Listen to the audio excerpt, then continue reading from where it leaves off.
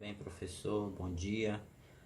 Eu me chamo Francisco Vitor Souza dos Santos e a minha colega é a Maria Lúcia e eu vou falar do artigo 1 ao artigo 4 da Lei de Diretrizes e Bases da Educação do Brasil, a Lei 9.394 de 96.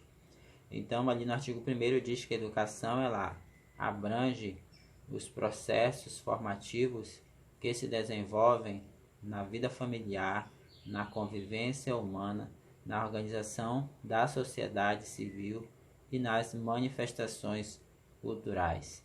Então isso é muito importante, nós sabermos que a educação ela é abrangente, ela é expandível e ela está inclusa em vários fatores, em vários setores da nossa sociedade.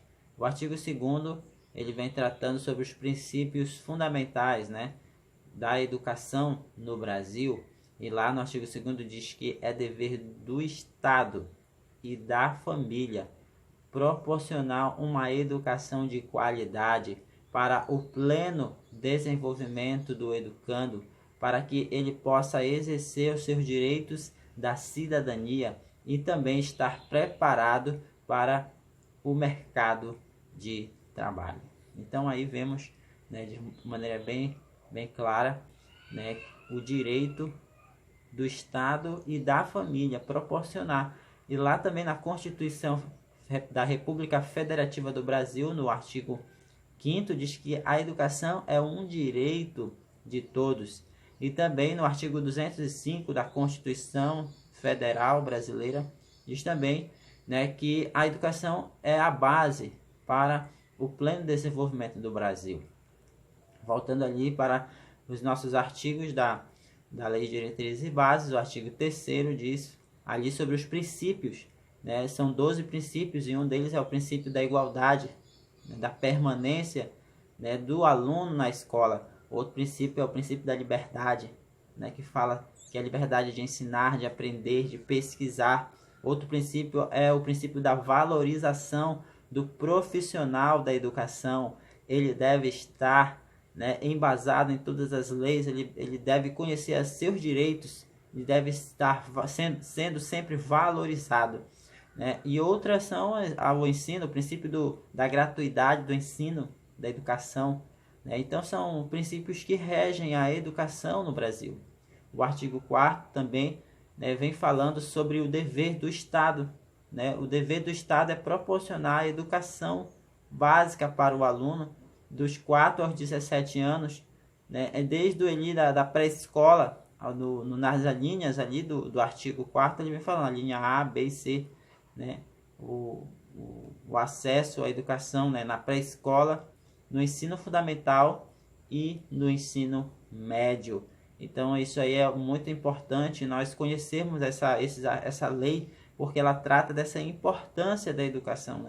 Então passando ali para o artigo 35A, ele vem falando das BNCCs, que são as Bases Nacionais Curriculares, as Bases Nacionais Comuns Curriculares da Educação no Brasil, e vem tratando sobre os objetivos da aprendizagem e os objetivos dos conhecimentos, Quais são os conhecimentos que devem ser desenvolvidos na educação nacional brasileira?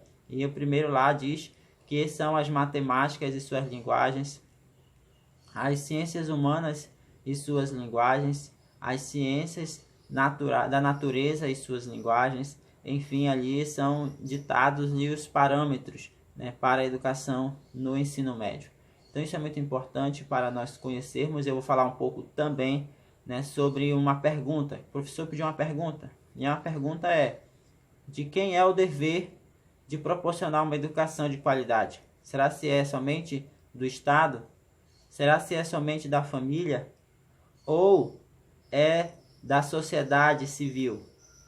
Então a minha resposta, como é algo bastante prático, que nós aprendemos aqui na nossa aula, a educação é um dever. No artigo 2º diz que a educação é um dever do Estado e da família. É isso aí, minha aula aí, muito obrigado. Continuando no título 3 do Direito à Educação e do Dever de Educar, no artigo 6º, afirma que é dever dos pais ou responsáveis realizar a matrícula das crianças na educação básica a partir dos 4 anos. No título 4 da Organização da Educação Nacional, no artigo 8º, em seus 2 parágrafos, trata da colaboração entre a União, os Estados, o Distrito Federal e municípios organizar os sistemas de ensino, onde a União assume a coordenação da política nacional de educação, exercendo função normativa, redistributiva e supletiva em relação às demais instâncias, afirmando também que os sistemas de ensino terão liberdade de organização nos termos da lei. No título 5, no capítulo 1, trata das composições dos níveis escolares. No artigo 21, trata dos níveis e modalidades da educação de ensino, dividindo a educação escolar em educação básica, formada pela educação infantil, fundamental e médio, nas modalidades educação especial, EJA e educação profissional, e os níveis da educação superior em graduação e pós-graduação e a modalidade educação à distância.